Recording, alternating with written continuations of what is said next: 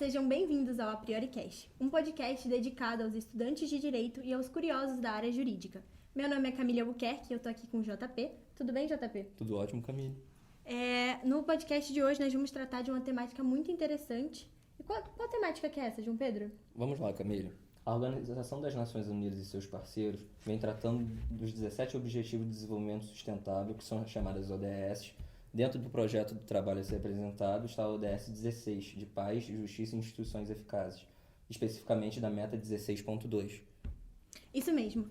Essa meta ela tem o intuito de acabar com a violência, o abuso, o tráfico e todas as formas de tortura e violência infantil. Portanto, esse podcast ele será dedicado e guiado conforme os indicadores estabelecidos pela ONU para a criação desse objetivo. E para nos acompanhar e orientar hoje nesse debate, temos aqui conosco a psicóloga Ana Tereza Almada e o advogado Paulo Oliveira. Sejam muito bem-vindos. Obrigada, Bem-vindos. licença. Um prazer estar aqui e poder contribuir com o trabalho de vocês num tema tão importante para a nossa sociedade hoje. Então, para dar início ao tema de hoje, é indispensável realçar que o Brasil ele tem mais de 500 anos de história, sendo eles 350 imersos no regime escravocrata. Nessa época da escravidão, as crianças elas não eram vistas com o conceito etário que nós temos de hoje em dia. Elas eram vistas nem aqui no Brasil, nem na Europa. Então, elas eram vistas como um objeto de exploração e tratadas como pequenos adultos. Isso não se modificou com o passar dos anos. Quando o Brasil começou a ser industrializado, tanto o Brasil quanto na Europa e em outros lugares do mundo, nos séculos 19 e 20, as crianças foram levadas para trabalhar dentro das fábricas, devido às mãos pequenininhas, era mais fácil de limpar entre as máquinas, e em outros diversos ramos, como as questões de venda, na questão da agricultura também.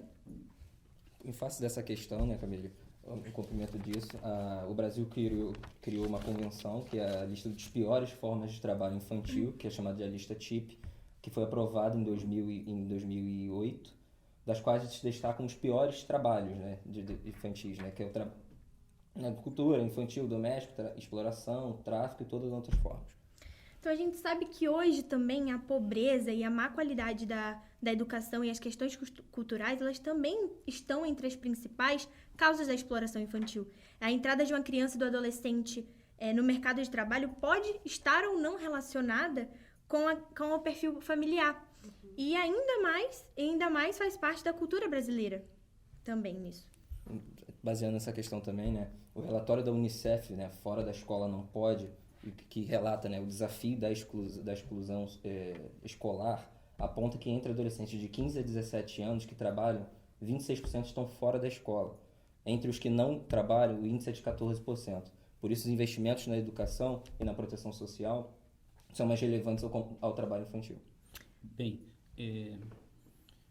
se a gente olhar a legislação brasileira, ela já em 88, quando da edição da Constituição Federal, ela trouxe no seu bojo o artigo 5º, que na verdade trata dos direitos e garantias fundamentais.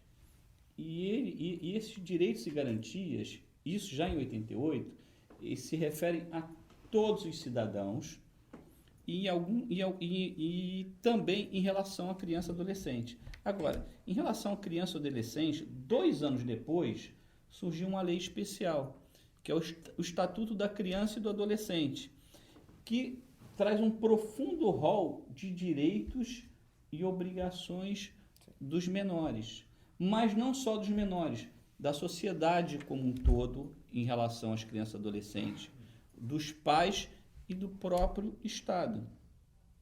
No que se refere ao tráfico de pessoas, a Camille estava abordando comigo antes da gente começar o bate-papo, uma coisa muito interessante. A gente estava conversando sobre algumas questões da exploração, que alguns pais, eles doam os filhos para poder, por estarem em uma questão de vulnerabilidade, eles tirarem os filhos dessa questão também, ou então como um modo de sobrevivência. Muitos pais a gente vê quando estão abaixo da linha da pobreza ou alguma coisa assim, é muito comum, por assim dizer, a gente vê as crianças trabalhando. A gente vê até no sinal mesmo, muitas crianças junto aos pais pedindo dinheiro, fazendo malabarismo e essas coisas. Foi uma coisa que a gente tinha tratado juntos, que o senhor até citou, uma coisa interessante sobre, Na né? verdade, em termos de arcabouço jurídico, em termos de legislação, o Brasil vai muito bem, infelizmente, com uma omissão que a gente vai abordar daqui a pouquinho, em relação à criança e do adolescente. Mas é importante o arcabouço jurídico, o conjunto de leis? Sim, é importante, mas é preciso muito mais. A lei não protege. O que protege é a ação. O que protege é participação. Sim. O que protege é a sociedade ter consciência de que uma criança que está trabalhando está tendo a sua infância roubada. Sim. Ela não está se desenvolvendo de uma forma correta. Ela precisa de lazer, ela precisa de um ambiente lúdico, ela precisa de alimentação, ela precisa de carinho, ela precisa de afeto, ela precisa de conforto. Ou seja, ela precisa de um conjunto de fatores que vão permitir a ela um desenvolvimento, um progresso na sua vida pessoal consistente. Talvez, eu não sei, no aspecto da psicologia, como é que vocês encaram isso dentro da psicologia? É isso, né? Eu acho que a infância, ela precisa de um território de proteção, né? Para que esse desenvolvimento seja garantido. Todos nós estamos em desenvolvimento, não é só a criança, né? Sim. Mas a infância, ela precisa de uma proteção, de um território em que ela possa ter garantido esses direitos, né? E que é muito menos, eu acho que em relação a isso que vocês estavam conversando, né, sobre a vulnerabilidade, né, as famílias que estão em situação mais precária, né, é muito menos um perfil psicológico, né, que famílias são essas, que crianças são essas, é muito menos um perfil psicológico, mas muito mais uma questão social, né. Então, a gente está falando de um momento da vida que é mais sensível, que é de um estado de vulnerabilidade, porque ali, né, na infância que estão essas turbulências, né, essas forças iniciais no contato com a A vida. criança tá aprendendo ainda a viver, né? Gente, um bebê... É uma folha em branco, né? Aham, Uma folha em branco. Gente, precisa Na dos pais, verdade, assim, tá assim, ajudando. o que acontece é que um bebê, quando ele abre os olhos, quando ele sente fome, a gente sente fome hoje, é uma intensidade muito grande. Tem gente que fica mal-humorado, né? Vira outra pessoa. É verdade. Agora, imagina a experimentação disso pela primeira vez e da intensidade de vazio, né? De algo que invade o corpo inteiro, porque a criança não está acostumada àquela sensação. Então, a criança ela ainda está no processo de formação de um eu, né? De um sujeito, né? De uma pessoa. Então, todas essas intensidades, essas forças totalmente em ebulição ali na infância, elas vão, que é desse estado inicial da vida, né? Elas precisam de um território seguro, de confiança, de proteção, né, para que ela possa ir se experimentando, conhecendo o mundo através do brincar, né, através da brincadeira, e vai ganhando recursos para lidar com as adversidades da vida. Ela vai aprendendo quem ela é, né? Quem ela é. Brincando, assim, eu mesmo, quando eu era pequenininha, o modo de eu ter escolhido a faculdade que eu escolhi hoje, a profissão que eu quero ser, foi nas minhas brincadeiras de infância. Eu queria brincar, eu brincava montando tudo certinho pra poder, eu quero ser advogada, eu quero trabalhar nessa área, eu vou brincar de boneca, minha boneca vai ser assim. Então O era nesse lúdico tipo. e a brincadeira definitivamente não são besteiras, né? Não, é necessário, é essencial pra gente aprender quem que a gente é. Faz parte, né, da formação, né? Que você falou. Tem um psicanalista chamado Winnicott que ele vai dizer que é através da brincadeira que a criança conhece o mundo. Então, acho que tem a ver isso que você está falando, né, com a possibilidade da criança se exercer no brincar, para que ela possa, então, adquirir recursos na vida, escolher a profissão, escolher Quem ela vai ser, quem né? ela vai ser. Então, todo esse processo, ele precisa ser assegurado na infância. E quando vocês falam, né, dessa questão das famílias, né, de intensa vulnerabilidade, né, famílias da zona portuária do Nordeste, né, que o turismo sexual ele é algo que movimenta a economia Sim. local, inclusive, né? Isso diz de muito menos de um perfil psicológico, né, de um perfil dessas famílias, mas muito mais de um perfil social, de um atravessamento aí que como que essas famílias, qual é o lugar que essas famílias ocupam dentro de um sistema capitalista, que é um sistema desigual, que é um Sim. sistema de produção Sim, dessas sim. desigualdades, e que a exploração, né, ela está ali latente como uma forma de aproveitamento, né, do tráfico, de milícias, enfim, de buracos onde o Estado não está.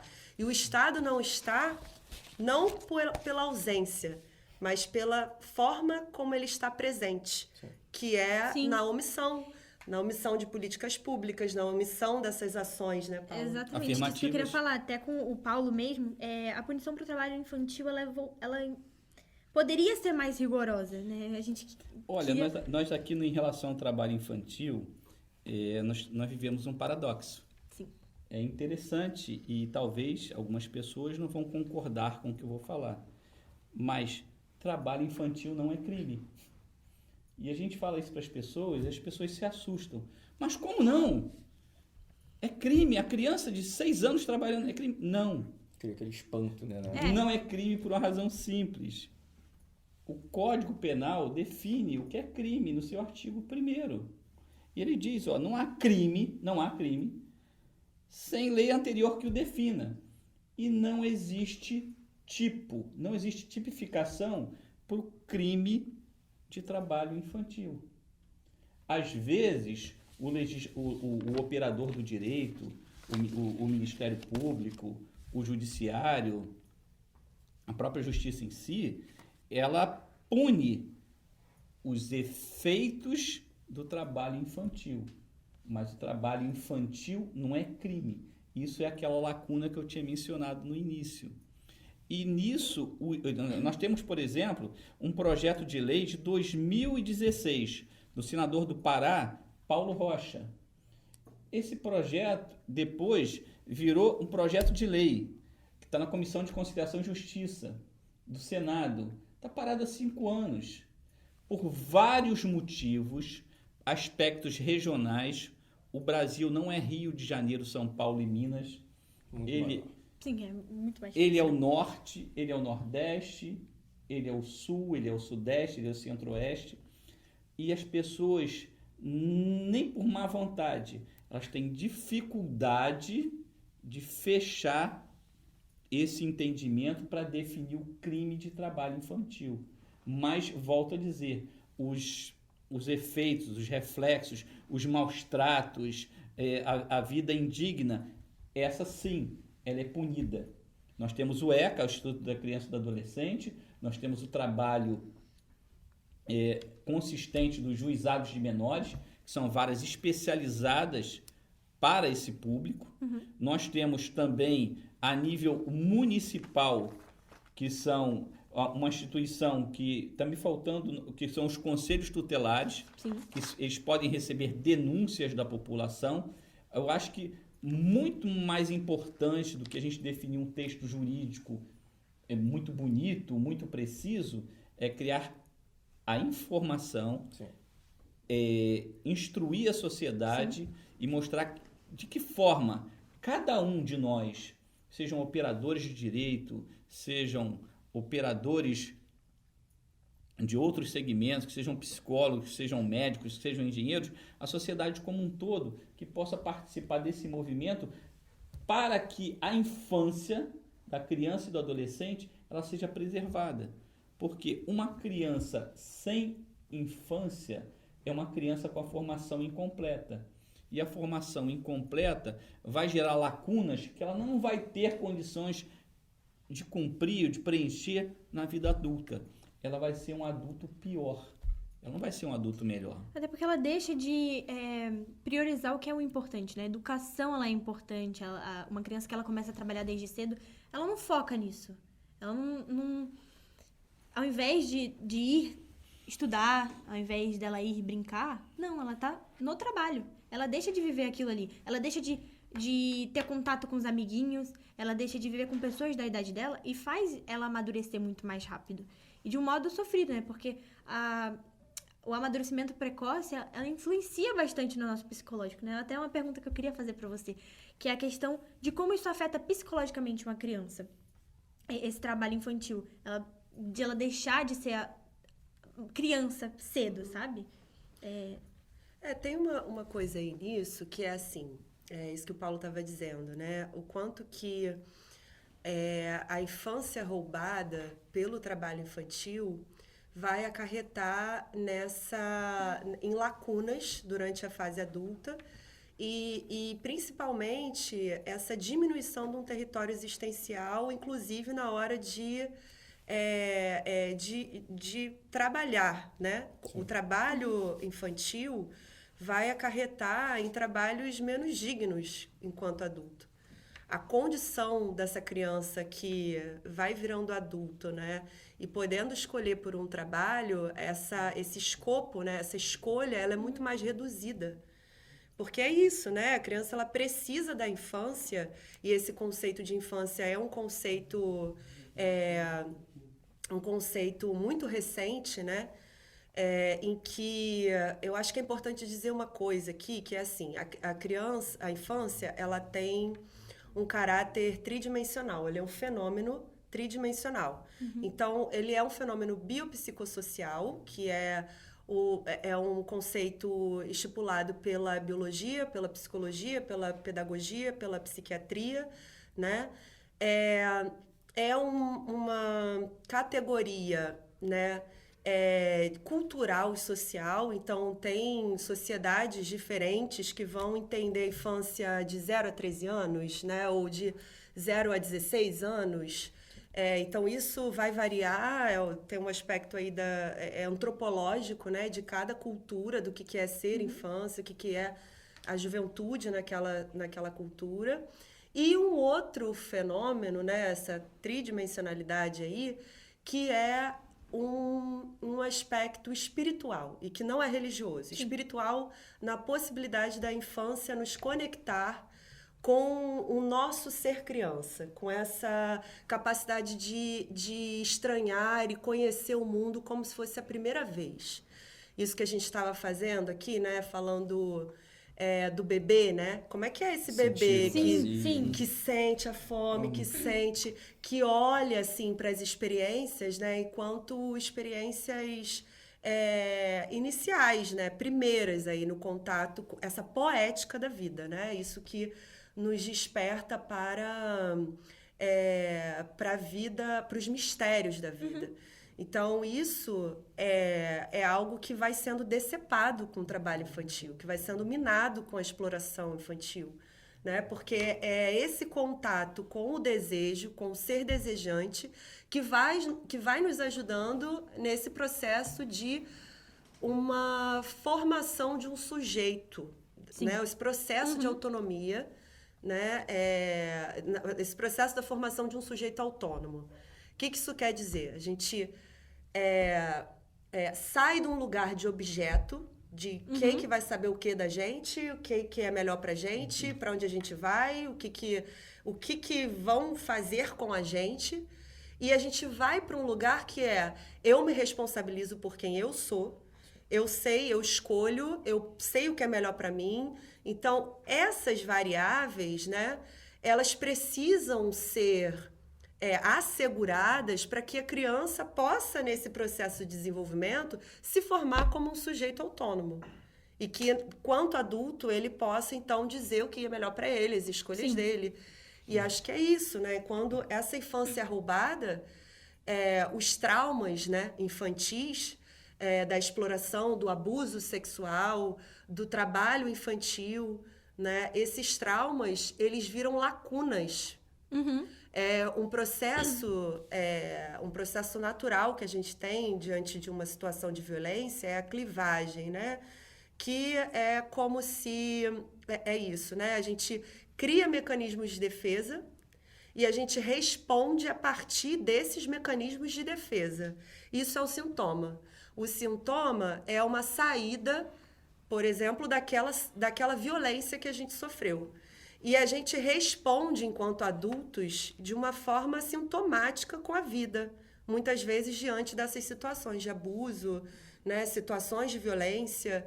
E essas respostas, muitas vezes é na terapia, na análise, que isso vai ter um território aí de segurança para que um trabalho seja feito e, enquanto adulto, isso possa ser elaborado. Porque até então, na infância, é esse momento de linguagem, né? De conhecer. Se você arrancasse isso da criança, você puxou. Puxou isso. E aí, em algum momento posterior, isso é possível de ser trabalhado, isso é possível de ser integrado enquanto experiência, mas que é necessário um cuidado, né? Foi até o que falou, vai virar um adulto frustrado com a vida, né? Continua repetindo modos de ser. Vai né? ser um adulto incompleto.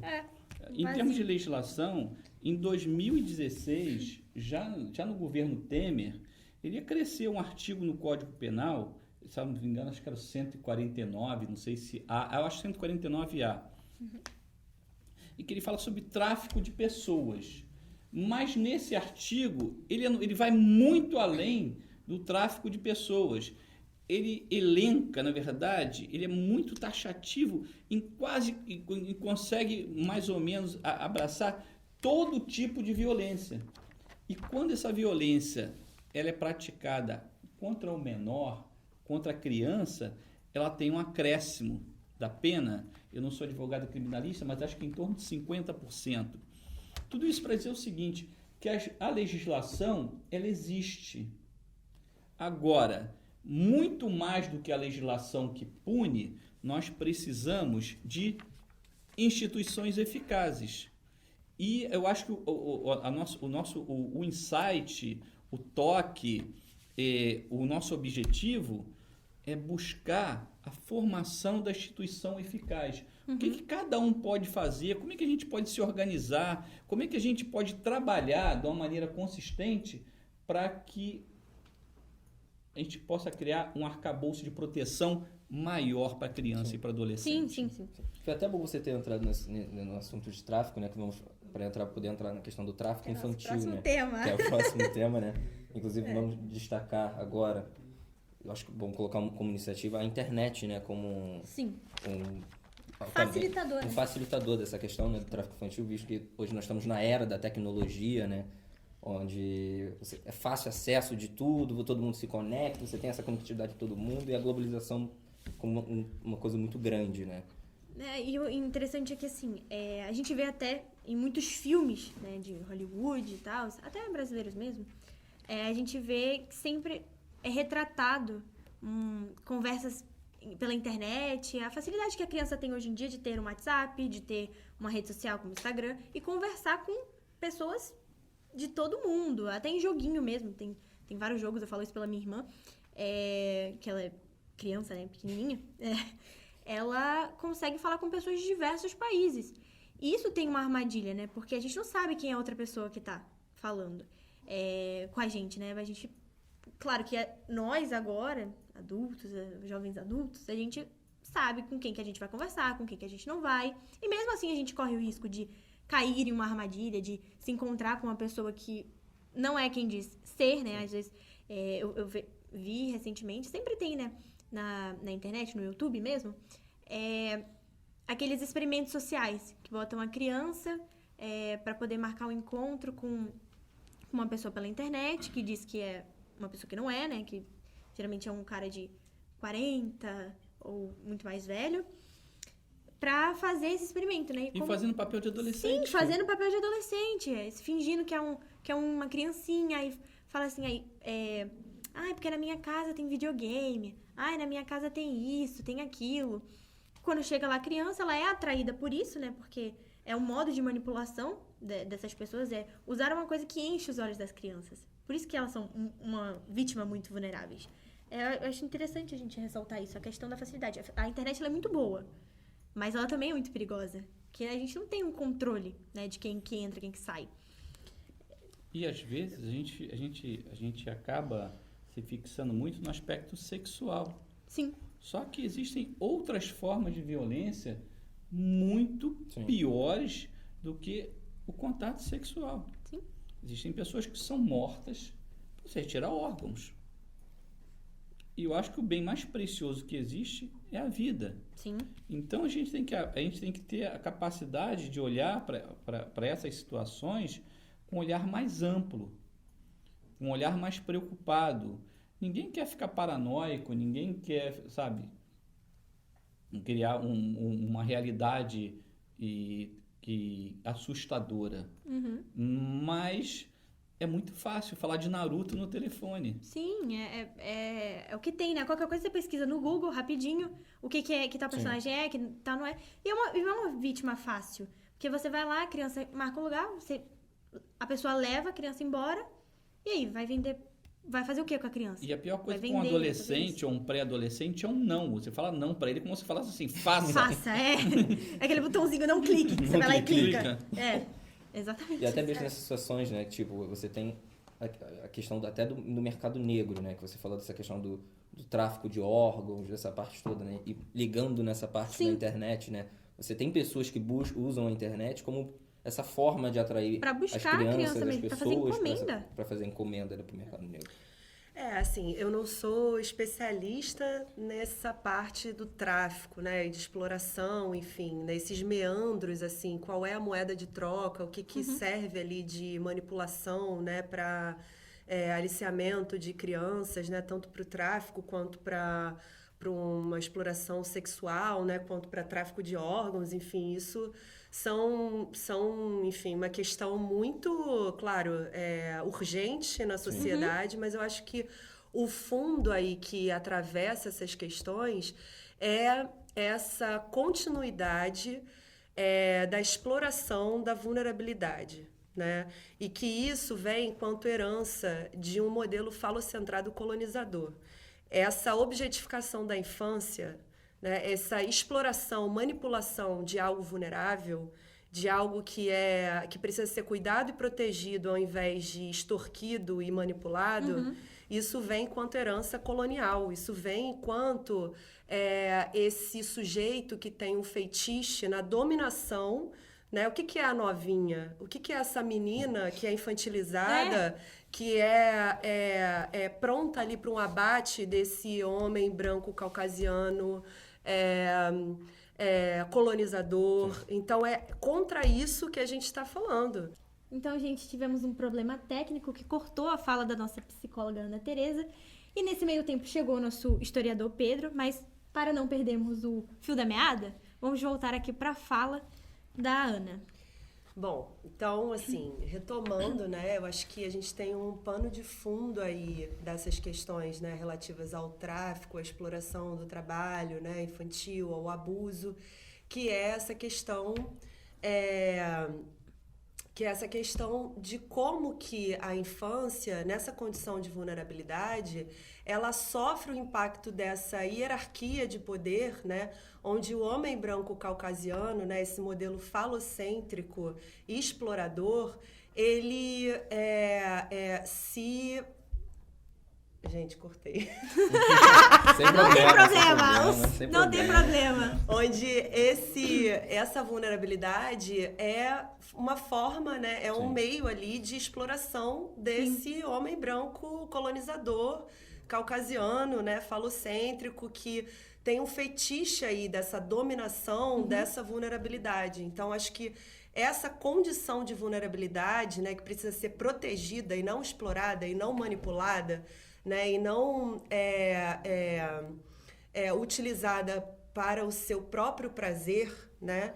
Eu acho que é isso que acaba, né, sendo pano de fundo de todas essas questões. Sim. Você está dizendo com isso que é uma relação de poder também. Que esse exercício, né, da dominação, né, de uma forma de poder sobre a criança, né, a criança ela está aí como uma minoria, como as mulheres, como a população indígena, como a população negra, e que diante desse sistema hierárquico de poder que a nossa sociedade é estruturada, a infância ela sofre com esse exercício de poder, né? Então, dizer que uma minoria não significa dizer que é em quantidade, mas uma minoria nessa estrutura de hierarquia. Então, se a gente tem essa diferença de poder, a gente precisa de proteção e não dessa operação de um domínio em cima da infância, que não é a infância, ela não é uso do adulto. Ela não é objeto do adulto, de exploração, de prazer, de manipulação. Porque a gente tem muito... Eu escuto, né? Eu já escutei bastante falando assim, porque eu que mando na criança, eu que mando no que ela quiser. Ela não tem a voz. A criança não pode falar assim, eu não quero isso hoje, eu não queria fazer isso, eu não queria fazer aquilo. Não tem isso, você vai fazer o que eu quero. E não é assim. Não é assim. E lembra que eu falei lá naquele momento da infância como essa tridimensionalidade, Sim. né? Esse aspecto espiritual, que não é religioso, né? Mas esse sentido de uma poética da vida, né? Que é essa infância como a nossa infância, como esse estado de espírito, de conhecer o mundo, de entrar em contato com o mundo. Essa infância, o adulto que faz isso, né? Que silencia essa criança, está silenciando a própria criança. Sim. É assim que esse adulto lida com a própria criança, com esse modo de experimentar, de atiçar as forças de ativação com o mundo. Então, isso a gente está falando de uma alienação, a gente está falando desse modo exploratório, desse modo colonizador do corpo, da infância, né? A infância, ela ativa nosso corpo nessa sensorialidade, né? Nessa forma afetiva. Sim. Como é que é essa forma de se conectar através dos sentidos pela vida, né? Pelo tato, pela audição, pelo corpo aí no mundo. Isso é uma forma que vai sendo cada vez mais atropelada e minada pelas forças neocapitalistas e colonizadoras. Sim. Então, a gente libertar a infância, a gente está falando aí de uma resistência a esse modelo colonizador. Quando a gente fala de liberar a infância, de liberar as forças da criança, né, de poder liberar nos corpos dos adultos, de liberar a infância desse processo de adultização, muitas vezes precoce, a gente está falando dessa resistência ao modelo falocêntrico e colonizador. Sim. Uma coisa que eu queria até falar com o Pedro, né, por ele ser historiador, né, ele vai me saber comunicar melhor, é a questão da correlação do tráfico infantil com a questão do tráfico de drogas também. Porque eu tava assistindo esses dias uma reportagem do Cabrini. Eu estava assistindo uma reportagem sobre a questão do tráfico de menores para a exploração sexual e da questão das crianças, né, de 15, que é uma criança, 15, 13, na prostituição, se vendendo por R$10 para conseguir uma pedra de crack, para servir também como não é uma laranja, mas não sei explicar direito, mas tipo, servir também para esse meio, sabe? Para conseguir ter acesso a isso. Queria que você falasse um pouco sobre. Não, primeiro prazer, falando agora. Bem-vindo, Pedro, primeiro. Então, eu acho que primeiro de tudo é muito importante a gente tirar essa visão universalista das coisas, né? Crime, tráfico, é tudo numa coisa só englobada e é isso. A gente vive num país continental, de extensão continental, então cada região é uma realidade diferente e não diferente disso é a questão desses dois tópicos, por mais que eles estejam muito relacionados. A questão do tráfico de drogas em específico, acho que ela tem todas as suas complexidades, né? A gente pode entrar aí na pauta do proibicionismo, né? E acho que fazendo até um paralelo com o que a Teresa estava falando dessa questão colonizadora imperialista. Quando a gente tem as leis de drogas vindas ali dos anos 60 dos Estados Unidos, né? E a gente copiando isso para a esfera legislativa brasileira, essa guerra ao uso de drogas que a gente viu no mundo inteiro, que não tem sentido nenhum, né? Quando a gente vai fazer estudo de caso, a gente vê que a guerra ao terror, né? A guerra contra a guerra ao terror não, desculpa. A guerra ao crime organizado, né? Contra o uso de contra o tráfico de drogas, ela, muito pelo contrário, ela aumenta, ela produz mais gente para o sistema carcerário, né?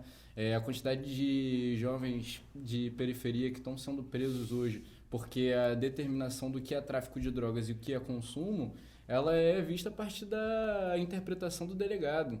Então a gente não tem um limite do que é, o que não é. Esse é o tópico ali que eu acho que eu tô até aqui com um advogado. fica à Um vontade. advogado que está Que vai até... aí para nos ajudar. Se eu nessa estiver questão falando jurídica. besteira, ele tá... Não, com certeza. Mas assim, então acho que esse ponto do tráfico, universalizando ali para o Brasil como Sim. um todo, é o que permeia em tudo. A questão do tráfico de crianças, assim como o tráfico aí a gente pode universalizar, conversa muito com a ausência do Estado. Né? Quando a gente não tem um Estado presente, situações de grande pobreza.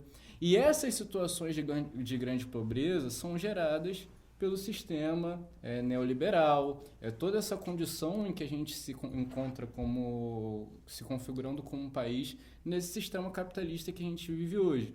Então, na realidade brasileira, eu gosto muito de falar, quando a gente fala de ideologia e tal, a gente separar cada realidade. Na realidade brasileira, a gente precisa de um Estado presente nessas causas sociais, nessas situações de abuso de menores e de tráfico de menores. A gente tem, acho que tem cada caso isolado, mas aí, quando a gente olha muito ali para a zona de Manaus, da floresta amazônica, ali na região amazônica, isso é muito latente, né? A gente tem uma zona ali com muitas fronteiras, né? Então, tráfico de drogas, tráfico de menores, né? Então, é uma questão muito complicada de você lidar, porque você está num território ali, se você falar no campo, na questão geográfica, um território que é difícil de você fiscalizar. Se você falar ali na questão da representatividade do Estado, você não tem a presença da segurança, né? E mais, quando a gente entra nesses campos, assim, beleza, então o problema é o uso de drogas, eu vou proibir a droga. A gente já conversou aqui que isso talvez não dê tão certo. Mas, para além, quando a gente pensa de maneira categórica, separando tudo em caixinhas, a gente esquece daquilo que a gente pode cortar pela raiz. Se a gente investe em educação, se a gente investe em planejamento familiar, são medidas que antecedem esse problema. E a gente só está ali produzindo população carcerária, enxugando gelo. Eu trabalho basicamente com centrais de distribuição de alimento no Rio de Janeiro, né? Então, o Rio de Janeiro é famoso aqui o Ceasa, é famoso aqui o Mercado São Sebastião. São centrais que arrecadam alimentos e produtos que vêm de outros estados e você entrega para a rede de supermercado, que faz a venda e o ciclo funciona direitinho. Os motoristas de caminhão, quando chegam no Rio de Janeiro, eles compram latas de leite condensado. E a gente pensa, tá até brincando, né? Poxa, vai fazer pudim, né? Não. Eles levam a lata de leite condensado para a estrada porque é o preço de um programa de uma menina de 9 anos de idade. E ele paga o programa para a mãe dessa criança uma lata de leite condensado. A preço de nada, né? Tem gente que vai para o Vale do Jequitinhonha, Minas Gerais, paga programa com menina de 9 anos de idade com sabonete, que custa 60 centavos. Então, eu não sou especialista da área, eu não sou operador do direito no sentido de que eu não faço parte dessa organização do Congresso, eu não tenho cargo público, não tenho função pública, mas o que eu percebo no meu dia a dia profissional é que a prostituição infantil, pelo menos aquela que eu tenho contato, que chega até a mim, ela está muito mais ligada à miséria, à falta de condição social, do que o tráfico de drogas. Sim. O tráfico de drogas na favela, ele também é solução econômica para a ausência do Estado, para a ausência de emprego, para a ausência de educação. Sim. Ele é uma solução. O traficante come, o avião come, o fogueteiro come. É a fonte de renda De renda dele. É a fonte de renda deles. Assim como a prostituição, tem meninas, 10, 11, 12 anos, que sustentam a família. A família. Eu estava assistindo uma reportagem sobre isso. No norte do Brasil tem? Tem. No Nordeste tem, no Sul tem, como em vários outros países. É um reflexo da situação econômica. Agora, quando eu falo em reflexo da situação econômica, eu tenho que concordar com o Pedro. É a ausência do Estado. Sim. Eu queria só À vontade. pegar um gancho disso, que é uma presença do Estado pela ausência. Porque eu acho que a gente pode afirmar que isso é um modo de fazer política, que é um modo de fazer necropolítica. Fazer as Que pessoas o ficarem Estado- ignorantes Que o Estado, ele está ciente, Está né, ciente. dessa miséria, dessas regiões, Ele dessa sabe. vulnerabilidade que vai cada vez mais, assim, sofrendo camadas, né, dessa violência. Então, de que população a gente está falando, né? Qual é a cor dessa população? Qual é a classe dessa população? Qual o recorte socioeconômico dessa população? E eu acho que quando a gente fala que isso não é a ausência do Estado, mas uma presença pela ausência, né, a gente está dizendo que o Estado ele tem muitos buracos, né, que é isso, a ausência, mas ele está ciente desses buracos e é por esses buracos que ele faz política. E que isso tem um nome que é a necropolítica, que é a política da morte, que é a política operando, né, por esse sistema de produção de violências. Olha, eu tava lendo ontem a questão da FUNAI no norte do Brasil. A FUNAI tem 10 fiscais para uma área do tamanho de Portugal. Como é possível, num local que não tem estrada, não tem avião, ou seja, não tem infraestrutura, o deslocamento basicamente é fluvial, leia-se mais lento, que 10 pessoas façam fiscalização de uma área maior que Portugal? Ou seja, não vai ser Não, eficaz. não vai ser eficaz. Não vai ser Nunca. eficaz. Eu assisti, eu vou puxar o gancho de vocês, principalmente da Ana Alguém que vai ela falou. combater prostituição infantil no norte? Não É- é, é não é Quando fácil. o prefeito se relaciona com crianças? Sim, Quando o promotor se relaciona vou com crianças? Quando o juiz se relaciona com crianças? Sim, eu vou puxar exatamente esse gancho de vocês, porque, como eu falei, eu estava assistindo. Fui fazer pesquisas para fazer esse trabalho e eu assisti várias reportagens, várias coisas. E eu fiquei chocada, óbvio, porque não é algo que, na nossa realidade assim, a gente vê tanto, sabe? A gente vê quando se a gente abrir os nossos olhos para isso. E aí eu tava vendo a menina lá, duas meninas, acho que de uns 12 e uma de 14, andando na orla. E aí o repórter se aproximou, né? O repórter se aproximou pra perguntar o que elas estavam fazendo e tal. Elas falaram que elas estavam lá pra se prostituir. Tava cheio de policial do lado delas. Nenhuma abordou. Aí o repórter chegou lá, né, pra falar com eles. E por que vocês não abordam? O que vocês fazem? Eles... Porque não vai mudar nada. Porque não vai mudar nada. Porque a família sabe. Aí tem gente que vai falar que a família vai fazer alguma coisa, eu vou chegar lá, não vai ter nada. Porque foi o que você falou. Essas próprias pessoas de poder Pois também fazem isso. O agenciamento da prostituição é crime. Sim. Mas da prostituição não é crime. Sim, a gente puxa até pra questão do Jeffrey Epstein, que tem até o documentário dele na Netflix, inclusive indico assistir, que mostra que é uma rede muito grande, com pessoas muito poderosas. O príncipe Andrew da Inglaterra, inclusive deixou de ser príncipe, né? Não sei, me corrijam se estiver errada, mas que estava dentro desse meio, com a questão do agenciamento de menores, de pedir, né, para receber massagens de crianças, porque é uma criança, não é 12, 13 anos, é uma criança. Eu acho que é interessante a gente pontuar, foi o que Tereza estava falando, essa questão dessas causas e desses problemas serem mais conhecidos, de todo mundo saber esses problemas. Só que aí eu acho que a partir do momento que a gente parte desse raciocínio, a gente tem que se perguntar a quem interessa isso se manter. Sim. Porque se é identificado, se é algo já factual, porque a quem interessa essa conjuntura se perpetuar? Sim. Em quais classes a gente vai estar confrontando quando a gente mexer nessa situação de maneira eficaz? Então, assim, se conecta com muitos pontos, né? Então, assim, quando a gente fala da questão da educação, que muitas vezes poderia ser um auxiliar ali para tirar a criança desse meio. A gente vive num estado educacional de completo sucateamento. Os últimos dados aí de evasão escolar durante a pandemia do Rio foram 80% na instituição pública. Então, assim, é tudo relacionado. É tudo ligado de E alguma forma. e é um né, projeto com interesse. Então, quando a gente vai ali, a questão do tráfico de pessoas e a questão do tráfico de drogas, por exemplo, muitas das vezes pessoas que têm interesse direto financeiro Sim. vão estar sendo também os representantes políticos que tomam as abordagens ali para a gente conseguir mudar essa configuração. Sim. Então, é a política da conveniência. Quando tem alguém que tem interesse, né, não vai mudar nunca, porque tem pessoas que têm um poder maior, né? A gente não tem E como as lutar com a pessoa que... ações. E as ações, né? Porque é isso, é o sucateamento da educação, são os cortes na cultura, o corte na saúde, né? A questão do controle de natalidade, inclusive.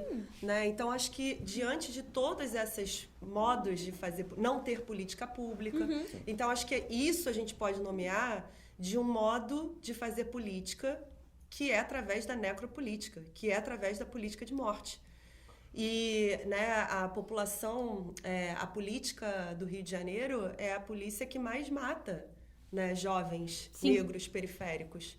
Então, assim, eu acho que isso é importante a gente nomear, que as ações estão sendo feitas, só que são ações Feitas pra uns, não pra outros. e feitas nessa direção Tá da protegendo morte. a quem, né? Protegendo a quem? Exatamente. Quando a gente fala de proteção à infância e adolescência e fala que infâncias e que adolescências são essas, né, numa extensão brasileira, a gente fala de ações que precisam ser movidas nessa direção.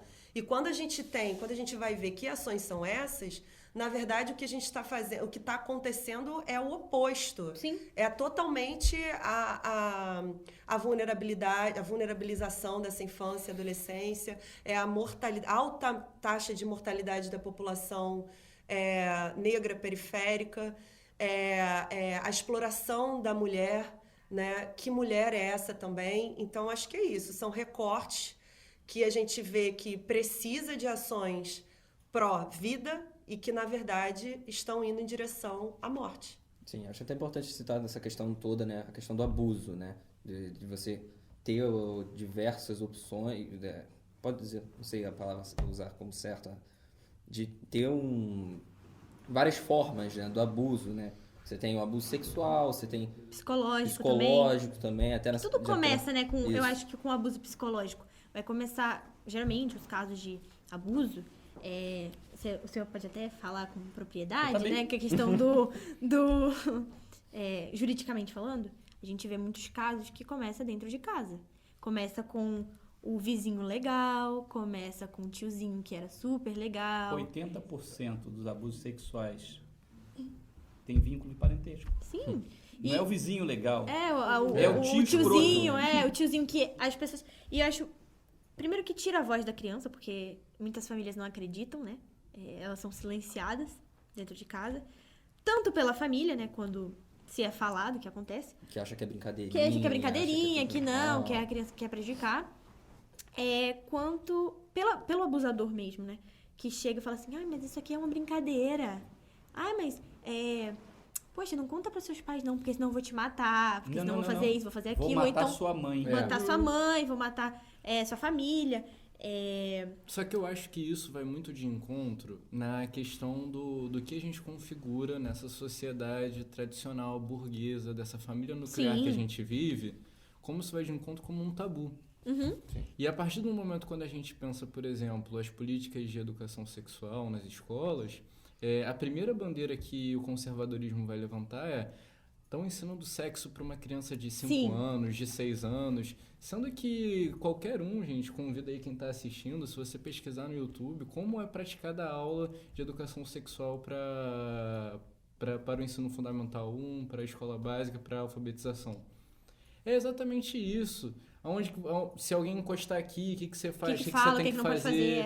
Entendeu? O que é normal, o que não é. Então, enquanto a gente viver nessa sociedade em que a gente cala o corpo, como a Teresa estava falando, o corpo é algo que a gente está calando a todo momento. Nós vivemos numa sociedade que as pessoas acreditam em mamadeira de piroca. Exatamente. A gente tem que... Eu acho que a solução é a gente se assustar com os absurdos e partir para a educação, para ação. Com a internet vem muito fake news também, né? Então, Sim. a gente banaliza um assunto que é importante, porque uma criança saber onde que pode e onde que não pode, Porque, tipo assim, pode tocar na mão, não pode tocar lá embaixo, não pode tocar aqui, não pode tocar lá. Se ela sabe disso, se alguém fizer, ela vai falar. Porque criança fala. Criança geralmente tende a falar, tende a ser muito sincera. Mas quando você tem esse trabalho psicológico, né? Falando na psicologia, isso vai fazendo ela sentir medo. E o medo faz com que ela fique calada. Porque eu não quero que minha mãe morra, eu não quero que meu pai morra, eu não quero perder o meu brinquedinho, ou então... Pior, se sente culpada. Sim, se Talvez sente ela culpada. possa falar melhor do que eu nesse aspecto. Então, tem uma questão aí que eu acho que é muito importante a gente ressaltar, que, assim, a criança que sofre um abuso, né, que ela passa por uma situação de abuso e de ameaça, né, e de manipulação, principalmente dentro da família, quando ela fala, a voz dela, quando ela não tem um valor, um sentido, quando ela não ganha ali um sentido, Sim. Aquilo vem com uma desvalidação e um trauma. Uhum. Então, é a questão do desmentido, né? Que um psicanalista, o Ferenc, vai falar, né? Então, o que isso significa? Que muitas vezes, quando a criança conta daquele abuso e aquilo não tem uma validação, ela vai se culpar, ela não vai ter lugar, aquilo vai ser vivido como um trauma. E muitas vezes, e a questão do abuso é principalmente essa, quando a fala da criança Sim. não tem voz. E ela é silenciada para manter essa estrutura de uma família burguesa. Sim. Porque não pode mexer, porque todas essa via, né, do cristianismo, do conservadorismo, a gente precisa manter a família unida, Não todos pode falar esses sobre tabus, sexo, não não pode pode falar isso, sobre é sexo. um molde. engessado, vai. Isso funciona como um desmentido, isso funciona como uma forma de calar a voz da criança que sofreu uma situação de abuso, de violência. Então, aquilo só vai poder ser elaborado quando ela encontrar um território em que aquilo ganhe o peso necessário, encontre o lugar necessário, que ela possa ter voz muitas vezes na escola ou no pediatra, né? Ou instâncias ali que, peraí, tem alguma coisa que acontece aqui e que é principalmente na rede de apoio da criança. Então, quanto menor for essa rede de apoio, né, mais desprotegida está essa criança. Quanto maior for a rede de apoio, mais chance dessas Você fala em vivências rede ali. de apoio. A ONU fala em instituições eficazes. Que tipo de instituições eficazes que a gente pode tratar e lidar nesse momento? Fortalecimento da sociedade civil, pressão contra o Estado de maneira organizada. Pedro, como é que tu olha esse aspecto? Então, eu acho que tem uma questão, até agora falando mais especificamente da resolução da ONU, aqui em poucos minutos de conversa a gente percebeu que uma questão muito presente em todos os contextos é a multiplicidade, a diversidade Sim. de cenários que a gente Sim. tem. Com certeza. Então, quando a gente lê a proposta da ONU, parece algo utópico, né? É uma generalização. A gente tem uma necessidade de categorizar os problemas a todo momento, dividir em caixinhas e aplicar uma solução básica para tudo. Toda questão tem a sua complexidade, entende? Isso é uma visão, até agora trazendo um pouco, acho que eu consigo responder mais trazendo para a história de fato. Quando a gente enxerga as formas de se fazer história, a partir do século XVIII, né? A partir do século XVI, XVII, XVIII, com o iluminismo, todos esses ideais, a gente imagina a história como algo linear, como acontecimentos lineares onde a modernidade ela é superior em relação à tradição. Então, quando a gente olha para o passado, a gente está num estágio de desenvolvimento menor do que Sim. o agora. Só que quando a gente pensa nessa questão de desenvolvimento, a gente tem que entender o que é esse desenvolvimento. Como é que é construído esse desenvolvimento? Esse desenvolvimento é desenvolvimento para quem? O que é desenvolvimento? O que é progresso? Entende? Então, assim, quando a gente pensa em resoluções para... Acho que quando a gente pensa até no sistema capitalista como um todo, qual é a questão mais latente? A primeira proposição ali da ONU é erradicar a pobreza. Sim. Como isso é tão latente, né? Porque isso permeia isso muda tudo. Desde Acho que todos os problemas que a gente tem. Exatamente. Desde o início do capitalismo, a gente tem a crise de 29, que é uma questão da pobreza latente. Sim. A gente tem a Segunda Guerra Mundial com os movimentos totalitários surgindo Pobreza também. por causa de uma pobreza latente. A gente tem governos que tendem ao fascismo, sem citar nomes, mas que nascem num cenário de crise e de pobreza latente. Sim. Então é uma questão que está sempre ali permeando. Então, por exemplo, fazendo um paralelo ali com o abuso de crianças, né? Esse estado onde está tudo sucateado, onde as estruturas não funcionam de maneira nenhuma, propiciam esses números alarmantes de abusos infantis. Mas, por exemplo, acho que se o Paulo pode até falar melhor, quando a gente vai analisar os casos de abuso infantil, qual é a maior instituição que consegue perceber esse tipo de coisa? A escola. A professora que está ali todo dia. Que até teve um problema com o homeschool, que vai vir Como é que deixar a criança junto com o abusador e falar assim, ó, exatamente, cala a boca. exatamente. Tipo assim, Só que qual é o ponto que é mais importante? Quando a gente suscita todas essas discussões, a gente aprende de um lugar de fala do outro, com a experiência do outro. Então, todas essas resoluções, quando a gente entende, será que a periferia foi ouvida? Como é que a gente quer implementar reformas onde a gente não entende quem está sendo oprimido? Como é que o opressor quer entender a partir do lugar de opressor aquilo que o oprimido precisa? Então a gente não dá voz. A gente tem uma reforma educacional, por exemplo, que é encabeçada por interesses privados. Sim. A gente tem reformas em leis e tal que acontece com pessoas de cima, de uma elite dominante de fora. Então, como é que a gente vai conseguir resolver a questão do abuso infantil se a gente não consegue entender nem quais são as instituições que hoje em dia funcionam efetivamente? Porque fica difuso. Isso sem falar da omissão de alguns pais também, né? Porque existem casos e casos, né? O Paulo pode citar também, porque ele é advogado, ele sabe.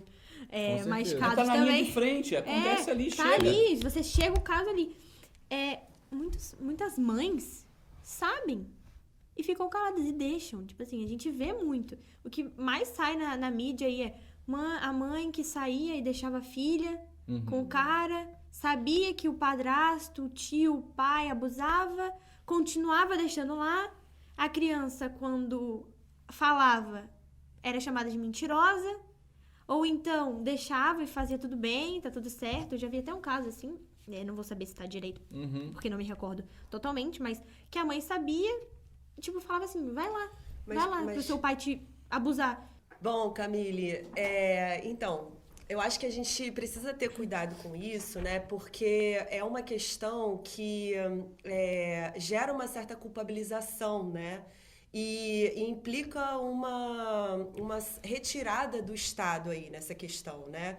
Então, assim, é tipo aquele discurso, né, de que os negros escravizavam os próprios negros. E eu acho que a gente precisa, na verdade, entender quais são as forças que estão atuando nessa situação, né, da mãe sustentar, né, esse ideal de uma família nuclear, burguesa, Família margarina, né? E não proteger a filha, né, por exemplo. Sim. Então, acho que assim, como esses exemplos tem vários outros, então, se isso se repete, isso não é uma questão individual. Isso é uma questão que é para além, né? Então, o que tem por trás disso, né? Ou na superfície disso? Sim. Essa questão da família, né, não poder ser questionada, né? De que a família precisa ser sustentada ali. Então, são os tabus, né, que legitimam a violência contra a criança, contra a mulher, por exemplo, em prol da família. A questão do tabu da própria sexualidade infantil, que desde Freud, né, a gente sabe que tem sexualidade na infância. Sim. Mas que é diferente da sexualidade do adulto, né? E uma outra coisa aí que essa questão... Esqueci. Tudo bem, tudo certo. Calma, tá ótimo. Essa Tudo questão certo. Eu ia falar mais um ponto disso. Vou aproveitar e vou puxar um gancho que você falou aí sobre a questão da sexualização, da sexualidade infantil. Tem um documentário no YouTube que que se chama A Ira de um Anjo. Muito bom, inclusive, assistam. É a gravação da terapia de uma menina, de uns 6 anos mais ou menos, de como o abuso ele influenciou na vida dela. A gente sabe que tem duas vertentes, né? Duas coisas podem acontecer. Ou a criança, o que é mais comum, ter uma repulsa a isso, ou um apetite sexual muito grande, que foi o caso dessa garota. Ela foi abusada quando ela tinha 1 ano, pelo pai biológico. E ela e o irmão foram para um lado adotivo, depois de um tempo foram adotadas. E ela começou a criar, a ter comportamentos violentos, a machucar o irmão, a ter a questão sexual muito grande de chegar a público e fazer coisas na frente das pessoas, porque isso foi criado nela. Então, eu achei isso um documentário muito interessante, muito chocante. Já aviso que, para algumas pessoas que não conseguem assistir, é pesado, é bem pesado, mas é necessário ver, sabe? Pra gente ver como que isso afeta psicologicamente, fisicamente, tudo de uma criança, né? A questão dessa questão do abuso. De uma pessoa que era pra estar protegendo a filha, que é um pai. A gente é um pai, gente. O pai e a mãe, eles são os nossos grandes amigos, que teoricamente eram pra ser os nossos grandes amigos, os nossos protetores. Porque a criança, ela não sabe se proteger ainda. E essa violência vir de dentro, que é um grande problema, né? Sim. Eu acho que pegando esse fio, né, eu lembrei aqui, assim, que a gente estava falando dessas forças, né, que estão por trás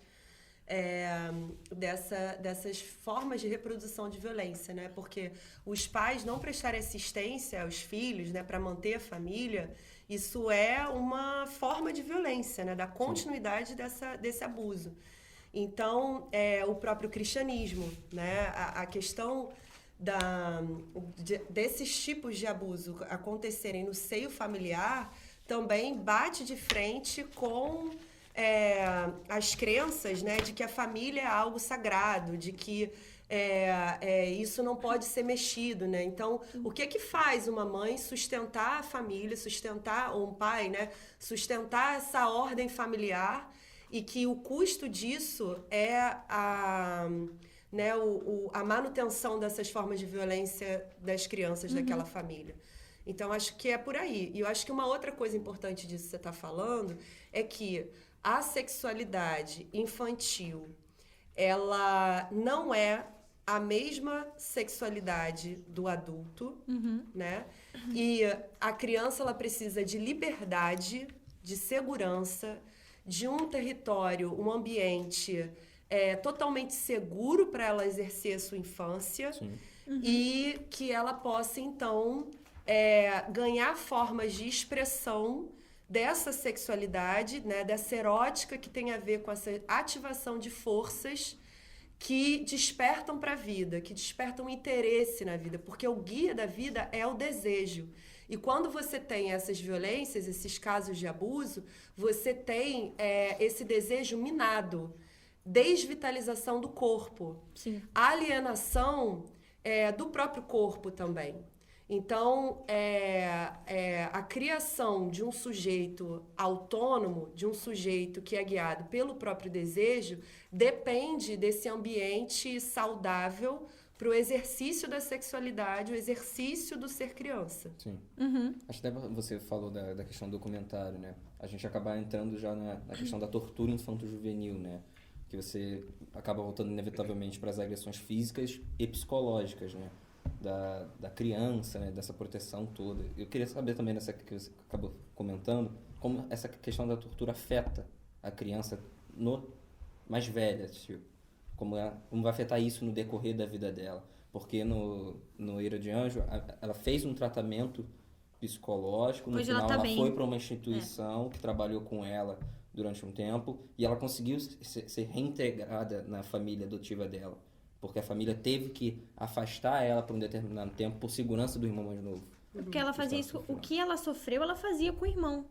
Ela passava isso pro irmão também. O que ia criar nele as mesmas coisas, teoricamente, que deu nela, né? Poderia ter um outro impacto. Eu acho que a forma como isso vai afetar enquanto adulto são diversas. Não dá pra gente dizer uma causalidade, Sim. né? Assim, então a criança que sofre tortura vai ser um adulto tal. Acho que não tem essa Não tem visão como criar um categórica. padrão Sim. nessa questão. Um padrão sobre essa questão. Mas eu acho que dá pra gente dizer que, assim, aquela ideia do oprimido ser opressor, né? O quanto que a criança que sofre abuso, tortura, enfim, ela vai, de alguma forma, dizer isso. Seja pelo lúdico, seja pela fala mesmo, né? Pela linguagem. Desculpa te interromper, você falou do lúdico, né? Existem vários casos em que se descobrem violências contra as crianças através de desenhos que elas fazem no ambiente escolar. Que é uma forma dela de se expressar, uma né? forma dela se expressar Começar a através entrar do lúdico. nas coisas adultas muito cedo também. A A professora- erotização da criança, as meninas querem se parecer mais velhas também. A professora localiza naquele desenho um trabalho de sala de aula, tipo assim, quem é esse homem que está aqui no seu quarto, né?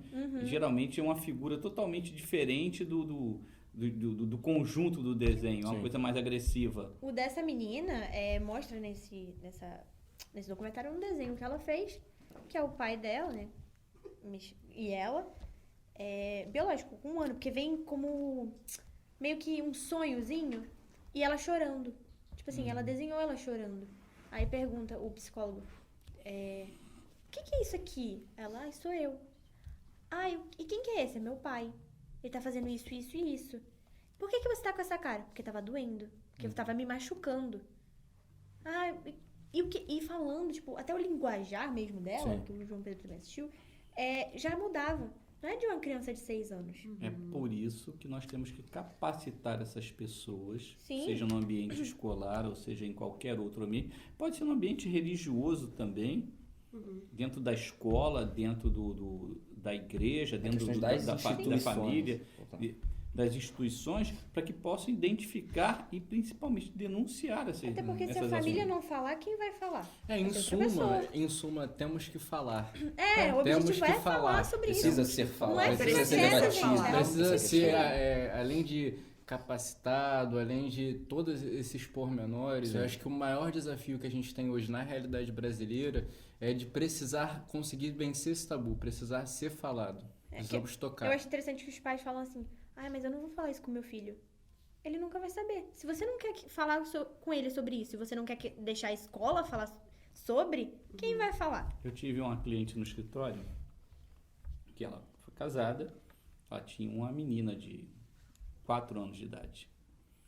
E ela se separou e a família dela era ela e a filha. E desde muito cedo ela conversava com a filha sobre tudo. Dentro, óbvio, de uma capacidade de Sim. discernimento de uma menina de 4 anos de idade. E ela arrumou um namorado. E ela não levava o namorado para casa por enquanto. Chegou um determinado momento que ela achou que era o momento de levar o namorado para casa. E ela saiu e o namorado ficou em casa. O namorado chegou e começou a passar a mão pelo corpo da filha. Aí ele abriu a barriguilha. Né? Aí a menina falou assim, olha, eu preciso ir no banheiro fazer xixi. Ela foi no banheiro e se trancou. Orientação da mãe. Ele bateu na porta, bateu. Ela ficou no banheiro horas até a mãe chegar. Quando a mãe chegou, ela falou, olha, ele passou a mão em mim, colocou a mão na minha quequeca. O que a primeira fala dele foi, isso é mentira, Sim. ela tem ciúme da nossa relação. E sempre vem esse discurso, né, dos ciúmes. Porque ela tem ciúmes, ela quer destruir nossa relação. Levou com um jarro na cabeça, porque ela tinha confiança na filha dela, o relacionamento terminou Acho que é a base, né? ali. Ainda foi para a delegacia, abriu uma queixa por estupro de vulnerável. Pra você ver. Sim. Mas estudando esse caso é isso, assim, é essa mãe que tem esse campo de diálogo. Exatamente. A Tudo questão se fazer no diálogo em si, né? Uma é o relação boa com seus o que o pais, Pedro com a falou, sua é o família. campo de diálogo. É nós sabermos que hoje a realidade é outra. Nós temos hoje que superar várias coisas para caminhar numa direção de que a gente possa ter confiança nos nossos filhos, ter confiança para poder chegar e falar assim, ó, é assim, ou mãe, aconteceu isso. Sim. E a voz dela não ser calada, não ser negada, não, isso não aconteceu. Você ter a confiança. Isso só vai acontecer através do diálogo. Agora, eu imagino que, paralelo a esse ponto, nós também temos que fortalecer algumas instituições Sim. que estão sendo esvaziadas por uma política de governo que não possui interesse que as instituições funcionem. Sim. O Ministério Público é uma dessas instituições que precisa ser fortalecida. As associações civis, a OAB, falando, também precisa, porque faz parte da sociedade civil e que é escutado. De vez em quando você vai escutar o presidente da OAB, seja ele o nacional ou o regional, sendo convocado para falar sobre determinados temas. Então nós temos que fortalecer a OAB, nós temos que fortalecer o Ministério Público, nós temos que fortalecer as associações de pais, Sim. nós temos que fortalecer os conselhos tutelares. Ministério da Educação. Agora, tudo passa necessariamente na educação. Sim. É a base de tudo, né? Se a gente aprende, a gente tem acesso. Os professores são muito importantes para isso. Eu acho que é uma das profissões que, assim, das maiores, assim, que eu mais admiro, que é professor, porque sem professor não teria nada. Ninguém seria profissão nenhuma. É a partir deles que a gente tem acesso a um determinado assunto, né? Você vai aprender história, você vai aprender geografia, você vai aprender inglês, vai aprender português, tudo isso. Então, tudo isso ajuda na construção do indivíduo e expõe algumas pessoas a realidades que não são delas. Tipo, em uma escola, se você tem... A gente vai estudar história. Nós vamos estudar a história do mundo. Nós vamos estudar a história de pessoas que... A gente não tá vivendo isso. Não é nossa Realidade? realidade, Só que tem um ponto, assim, que também é muito interessante, assim, você tocou num ponto legal, que é em relação ao currículo. Hoje em dia, o currículo escolar também é um instrumento de poder. Sim. Sim? Então, o que a gente aprende, o que um livro didático contém, também é um instrumento de poder. Também tem interesse na escolha. Uhum. O que aprendemos tem Um teorzinho, né? um grande teor. Né? Então, acho que assim, a escola, em qualquer lugar, mas principalmente a gente falando de Brasil, ela tem que ser cada vez mais um lugar de questionamento. Sim. Da gente desenvolver um pensamento crítico. Porque através do questionamento você desenvolve, você Exatamente. cria essas mudanças de pensamento. Pra fazer uma e redação. evolução. O Enem mesmo, pra você fazer uma redação, você precisa ter base. Você precisa saber as coisas que estão acontecendo no mundo. Você precisa pesquisar, você precisa debater por que é isso, por que é aquilo. Sim, só que é um grande problema a gente desenvolver um pensamento crítico a partir do momento que a gente tem um projeto escolar Sim. de disputa. A gente forma operários, a gente tem um sucateamento cada vez maior, a gente vai ter um ensino médio agora em que a gente vai ter cada vez mais formação de operários, a gente investe em ensino técnico. Gente, muito interessante. E é uma coisa séria, você está formando pessoas. Só que você está formando pessoas e é isso, assim, o que a gente aprende ali é muito fundamental esse lugar da escola, porque o que a gente aprende ali também é um instrumento de poder de uma classe dominante. Sim. E o que a gente aprende muito ali nas ciências humanas, o que a gente vai aprender, o que vai permear muito da nossa formação de caráter, né? Sim. Em entender o porquê que a gente está aprendendo isso. E que conversa com todos esses outros lugares. Eu acho muito interessante tudo que a gente falou, a gente citou a questão do abuso, da tortura, né? Que uma criança, quando ela é abusada, ela tá sendo, tipo assim, torturada, né? Teoricamente. Que tá sendo violentada. Porque não começa só... não é só no tocar, não é só... Exatamente. Mas também tem de bater, se caso não faça o que é, verbal, agressão física. verbal.